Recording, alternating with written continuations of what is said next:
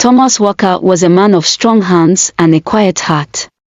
Once a mechanic who could bring dead engines roaring back to life, he now spent his days in a small armchair by the window of a crumbling house, staring out at the road as if it might one day bring salvation.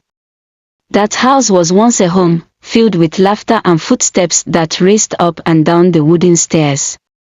Now, it was silent, save for the groan of the wind through cracked windows. Thomas had rheumatism, or so the doctor had called it, some kind of swelling in his legs and joints that made them stiff as iron rods. The disease robbed him of his independence, leaving him at the mercy of others. His 3 children, his pride and joy, had promised to care for him when he could no longer walk. He believed them. He had raised them with love, after all, and love, he thought, was like a wheel, it always came back around. But love did not come back. Not for him. At first, they visited. His eldest, Michael, would drop by with groceries, though they were always the cheapest cans of soup and bread going stale. His middle child, Sarah, who once sat on his knee as he told her bedtime stories, called occasionally but only when her schedule allowed. And then there was Jonah, the youngest, who lived just across town but stopped visiting entirely after an argument about money Thomas couldn't pay back. The calls became less frequent. The visits stopped. Winter crept in. Thomas had no wood for the stove, and the radiators in the old house had given up years ago. His body grew colder, his hands too weak to hold a hammer and nails to fix the drafts. He stopped asking for help after a while. The shame of hearing excuses, "I'm busy with work, Dad," or "you know how tight things are right now," hurt more than the hunger in his belly or the throbbing in his legs. The neighbors, bless them, did what they could. They left casseroles on his porch and sometimes shoveled the snow off his walkway, but they didn't know how bad it was inside. They didn't see the mold growing up the walls, the pile of unopened mail, or the way Thomas shuffled to the door like a shadow of the man he once was. One particularly cold February night, the power went out. Thomas lit a single candle and wrapped himself in a thin blanket. The firewood was gone, the food long since eaten. He tried to call Sarah, but the phone line had been cut off for months. He didn't sleep that night. The pain in his swollen legs wouldn't let him. He sat there, staring at the candle's flickering flame, wondering what he had done wrong in raising his children. Had he not worked enough overtime? Had he been too strict, too lenient? He thought about the times he drove Michael to football practice, helped Sarah with her science projects, and spent hours teaching Jonah to ride a bike. He had given them everything, but now he had nothing. When the sun rose, it didn't matter. Thomas stayed in that chair, too weak to rise, too tired to hope. The candle had long since burned out. It was 2 weeks before anyone noticed the smell. The neighbors, worried, called the police. When they broke down the door, they found him still in his chair, his legs swollen and discolored, his face turned toward the window. Beside him, on a small table, were 3 unopened letters, each addressed to his children. The letters were delivered. Michael cried when he read his, saying he never knew things had gotten so bad. Sarah posted about it on social media, asking her followers to cherish their parents. Jonah didn't say a word. But by then, it was too late. The story spread through town, a cautionary tale of neglect and loneliness. Thomas's house was torn down, the lot sold to a developer. The neighbors who had once left casseroles on his porch stopped talking about him, and the children moved on with their lives. Yet, sometimes, on cold February nights, those same neighbors swore they could see a light flickering in the empty lot where Thomas's house once stood, a faint, ghostly glow of a man waiting for the love that never returned. The light, if anyone saw it at all, was always faint, just enough to stir unease but never enough to prove itself real. Some said it was a trick of the moonlight. Others whispered it was Thomas, still sitting in his chair, still waiting for his children. The story spread, growing like ivy around the memories of his life, twisting until even those who had known him could no longer separate the man from the myth. But the children, now adults with families of their own, rarely thought about that house or their father. Life moved forward, as it always does, sweeping away the guilt and regret under the weight of mortgages, school pickups, and the unending rush of modern life. Michael, the eldest, took over the family mechanic shop but never sat in the chair his father used to love. He told himself it was out of respect, but deep down, he knew it was because sitting there felt like sitting in a grave. Sarah wrote a heartfelt piece for a parenting magazine about cherishing the elderly and spent weeks answering emails from readers who were moved by her words. But she didn't visit her father's grave, not even once. Jonah, the youngest, drowned his shame in silence, avoiding family gatherings and refusing to speak of the past. The town held on to the story longer than the children did. Every so often, a journalist or an amateur historian would dig it up, writing about Thomas as a symbol of the forgotten elderly or a ghostly reminder of the consequences of neglect. The house, or rather the empty lot where it once stood, became something of a local landmark. Teenagers dared each other to walk through it at night, claiming to feel cold spots or hear faint whispers on the wind. And then, one day, the lot was sold. A young couple, full of dreams and plans, built a new house there. It was modern, bright, and nothing like the old wooden structure that had stood before. They planted flowers in the front yard and painted the walls a cheerful yellow. Soon after, they had a baby, a little girl who filled the house with laughter and joy. But the strange thing was, the girl grew up with an unusual habit. She often sat by the window, staring out at the road as if waiting for something. When her parents asked what she was doing, she would smile and say, "He's almost here." The parents brushed it off as childhood imagination, though they couldn't explain why the girl always insisted on leaving an empty chair by the window. It was her favorite spot, she said, for when the man with the tired eyes came to visit.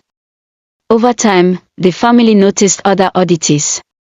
The lights in the living room flickered on cold February nights, no matter how many electricians they called. The smell of motor oil sometimes lingered in the air, even though they didn't own a car. And once, late at night, the mother swore she heard the faint scrape of a chair being moved across the floor. The neighbors had their theories, of course. Some said Thomas had never left, that his spirit lingered, watching over the land where he had lived and died. Others believed the family had brought the energy with them, their happiness stirring something restless in the ground. But the girl didn't seem afraid. One night, as she sat by the window in her little chair, her mother asked her again what she was waiting for. "The man," she said simply. "He said he's happy now. He just likes to watch." Her mother didn't sleep that night. Years passed, and the house saw new owners come and go. The story of Thomas Walker faded into obscurity, just another piece of forgotten folklore.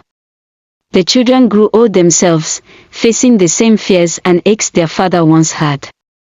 They spoke of him only in quiet moments, their voices tinged with a regret they could never quite put into words. One by one, they passed on, leaving behind lives filled with successes and failures, joys and sorrows. And maybe, just maybe, they found him waiting for them on the other side, still sitting in his chair by the window, still watching the road, but finally at peace. For in the end, love does come back around. It just takes longer than we ever think it will. The story of Thomas Walker, though nearly forgotten, lingered in ways neither his children nor the townsfolk could predict. Some called it superstition, others a simple haunting of the mind. But those who lived in the new house on the old lot swore there was something unexplainable about the place. One summer evening, decades after Thomas had passed, a man in his 60s named Paul moved into the house. Paul was a widower, weary of city life, and seeking peace in his twilight years. The house, nestled in a quiet neighborhood, seemed perfect. Its cheerful yellow walls and flower beds painted a picture of serenity. But as Paul unpacked, he felt an odd presence, like he was not alone. He dismissed it as nerves, the weight of his new beginning, until the first winter arrived. It was February, the same bitter month that had claimed Thomas. Paul, sipping tea by the window, noticed an old man walking along the street. He wore a tattered coat and shuffled as though carrying the weight of years. Paul felt a pang of familiarity, though he couldn't place it. The figure paused in front of the house, staring at the window where Paul sat. For a brief moment, their eyes met, and Paul felt an unexplainable chill. He blinked, and the man was gone. The next morning, Paul found an old, rusted key on his front porch. It didn't fit any lock in his house, but something about it made him keep it. Over the following weeks, the flickering lights began, and the faint smell of motor oil lingered in the hallway. Paul, a practical man, decided to investigate. He asked the neighbors about the history of the house, and that's when he learned about Thomas Walker. The story of the neglected father stirred something deep in Paul, a memory he'd buried for decades. When Paul was a young man, he had distanced himself from his own parents. He'd left his small-town roots to chase ambition in the city, ignoring their letters and calls. By the time he'd returned, it was too late. His father had passed, and his mother, frail and heartbroken, barely recognized him.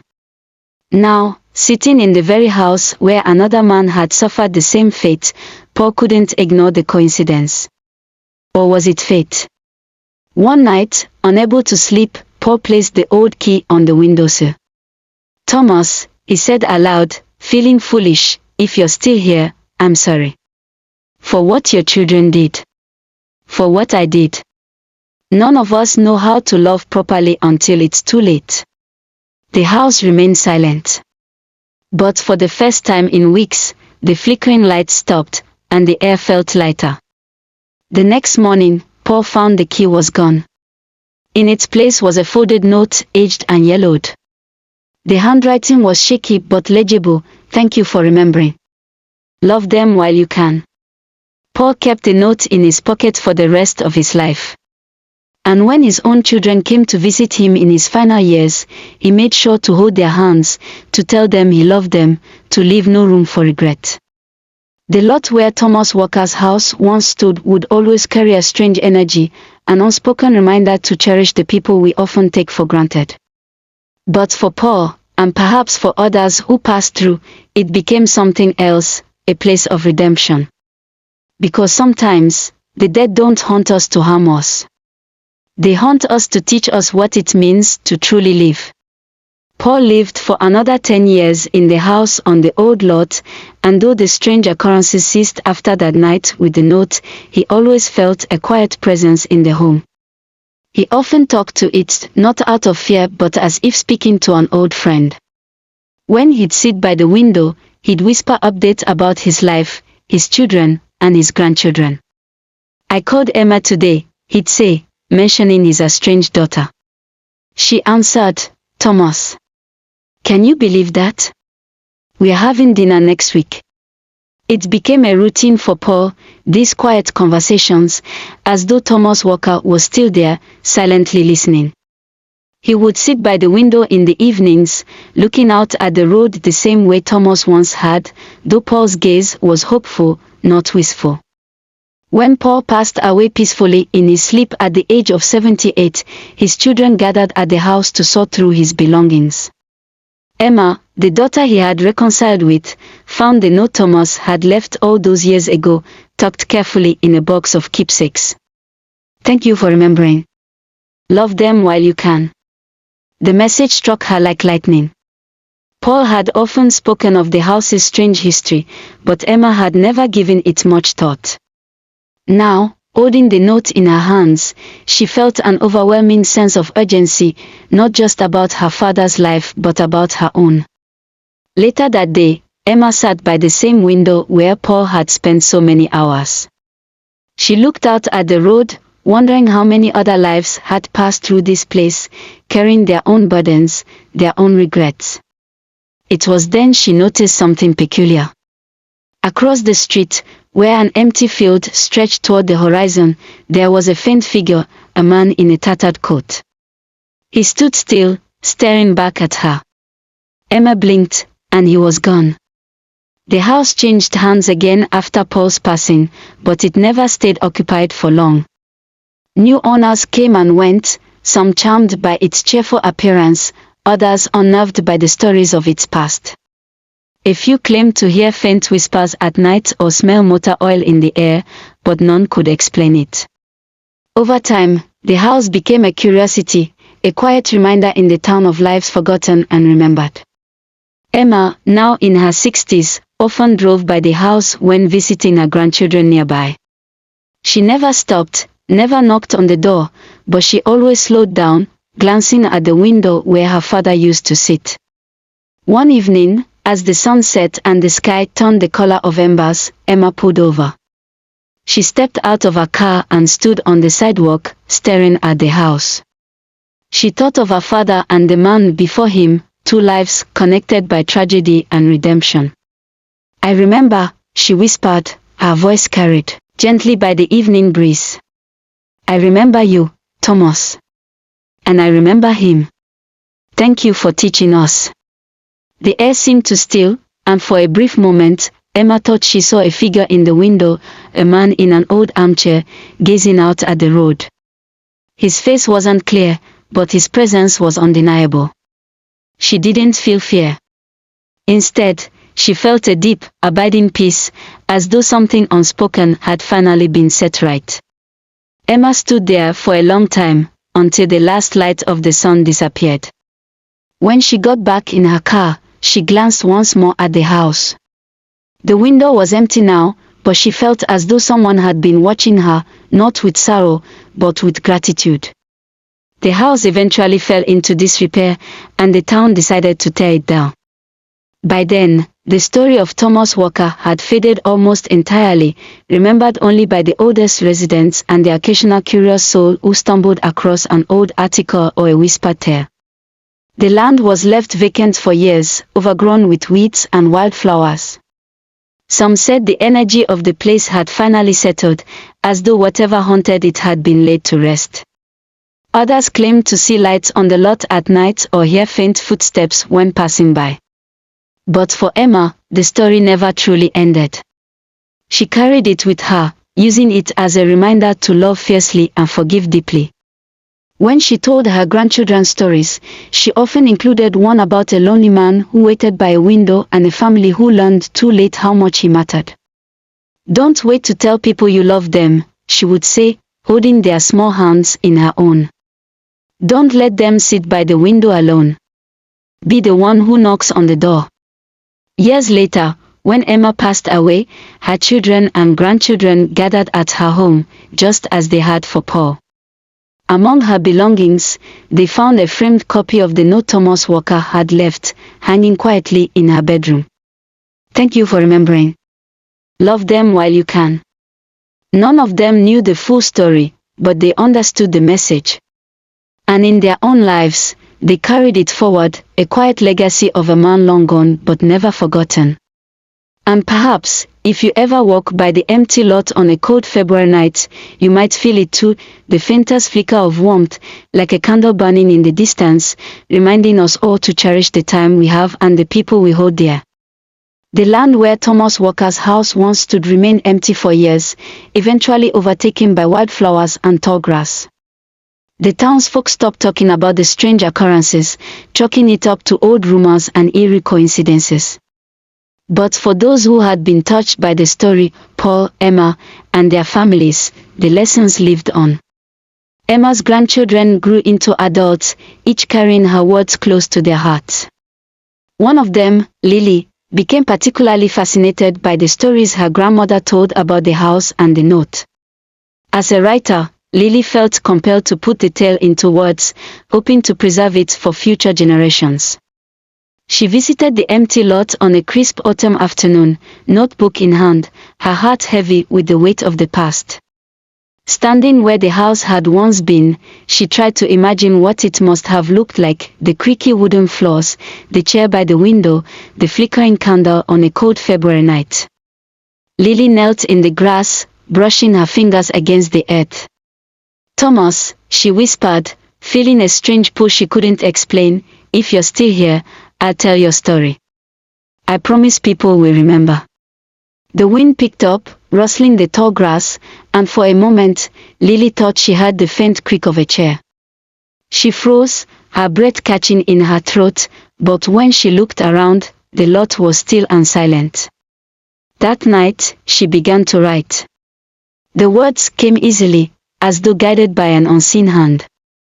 She wrote about Thomas Walker's life, the hard work, the loneliness, and the love he had so desperately sought. She wrote about Paul, who found redemption in the same house, and Emma, who carried the message forward. And as she wrote, she felt a deep sense of connection, as though the story wasn't just hers to tell but hers to live. Lily's book, The Man by the Window, became a modest success, touching readers far beyond the small town where it all began. People wrote to her, sharing their own stories of family, loss, and reconciliation. Some said the book had inspired them to reconnect with estranged loved ones. Others simply thanked her for reminding them of the fragility of time. One letter stood out, a simple, handwritten note from an elderly woman who claimed to have known Thomas Walker. "You got his spirit right," the letter read. "He was a good man, just waiting for someone to see him. Thank you for seeing him." Lily kept her letter, framing it beside the note Thomas had left so many years ago. The lot where Thomas Walker's house stood was finally sold one spring, decades after it had been left empty. The town council decided to turn it into a small park, a quiet place where people could sit, reflect, and enjoy the simple beauty of nature. They named it Walker's Rest. The park was modest, a few benches, a winding path, and a large oak tree planted at its center. Beneath the tree, a small plaque was installed. It read, "In memory of those who wait, and for those who remember. Love them while you can." The park became a peaceful gathering place. Children played beneath the tree, couples strolled hand in hand, and the elderly sat on the benches, watching the world go by. Some who visited the park claimed to feel a peculiar sense of calm, as though the space itself carried an unspoken message. Lily visited the park often, sitting on one of the benches near the oak tree with a notebook in her lap.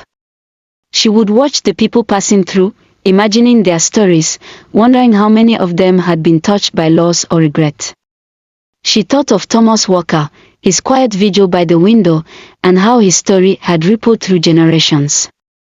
One evening, as the sun set and painted the park in hues of gold and crimson, Lily saw a man sitting on the bench across from hers. He was older, with silver hair and tired eyes, and he looked out at the road with a wistful expression. Lily felt a strange pull, as though she should speak to him. But before she could gather her courage, a young woman approached the man, carrying a cup of coffee. She sat beside him, placing her hand gently on his shoulder. The man smiled, his face softening as he turned to her. Lily watched as they talked, their quiet conversation blending into the evening air. It was a simple moment, one that might have gone unnoticed in another time or place, but to Lily, it felt profound, a reminder that no one should sit by the window alone. The park became a lasting legacy, a space where memories and lessons intertwined. For those who passed through, it offered a chance to pause, to reflect, and to reconnect. And though Thomas Walker's name eventually faded from the town's collective memory, the spirit of his story lived on in the lives it had touched. Sometimes, on cold February nights, visitors to Walker's Rest swore they could see a faint light beneath the oak tree, like a candle burning against the darkness. Others spoke of feeling a quiet presence, watching over the park with a sense of peace. Lily believed it was Thomas, finally at rest, still keeping watch, not out of sorrow, but out of gratitude. And so, the man by the window, who had once waited in loneliness, became a symbol of love that endures, reminding us all to cherish what we have before it's too late.